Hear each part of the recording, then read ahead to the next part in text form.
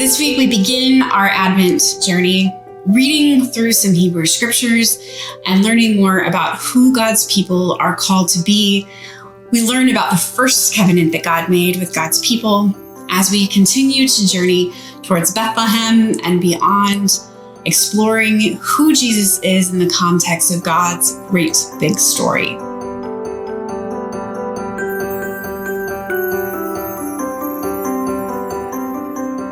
The author of the Lord of the Rings trilogy, J.R.R. Tolkien, was actually incredibly appalled that his great masterpiece was turned into a trilogy at all. Tolkien had intended for his story to be one great book, one great tome, sold all as one story. And when his editors and his publisher insisted that no one was going to buy or read a book that was that long, he actually threw a little bit of a fit and was incredibly angry because he argued that this is all one story, that you can't take one part of this story out because it fits together like a jigsaw puzzle altogether. Although scripture was written across centuries, although it's written by a multitude of different authors, although scripture is written in several different languages, scripture is one great story, informing us of who God is, who God has called God's people to be, and how we are called to be in relationship with the divine and with one another. This week we'll be starting off with the theme, the Stump of Jesse, which is kind of a strange place to begin. But if you read our scripture that begins our study on Sunday of the first Sunday of Advent, we read the text from Isaiah chapter 11, verses 1 through 9, that talks about a branch that comes from the stump of Jesse. Now, we need a little bit of history to fully understand the context for what the prophet Isaiah is talking about. After the Hebrew people escaped slavery in Egypt and came into the Holy Land, they established the nation of Israel. After the nation of Israel is established, there's a long period of time where the judges rule over the kingdom of Israel.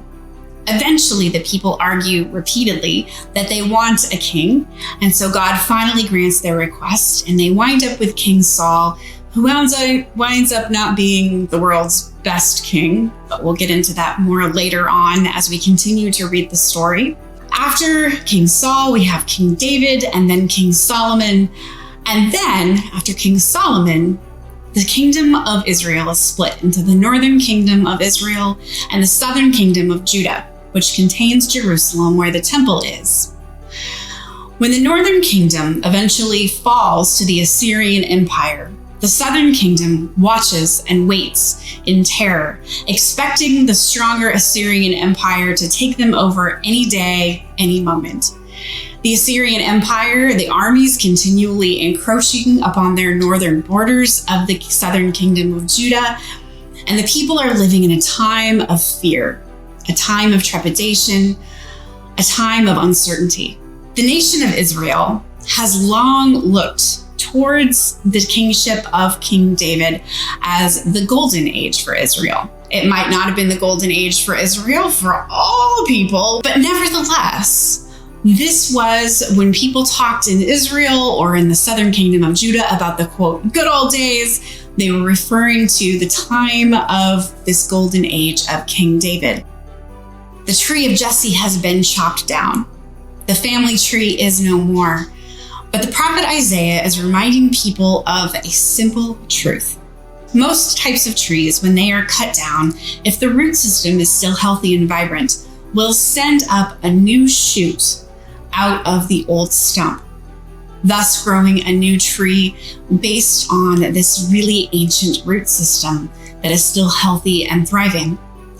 This is the metaphor that Isaiah is employing in this context of a time when the people are afraid, the time when the people can't see hope for the future, and Isaiah is reminding them that the roots of who they are as God's people are strong, that even though by all appearances the tree and the family line has been cut down, that new shoots can still grow out of old stumps.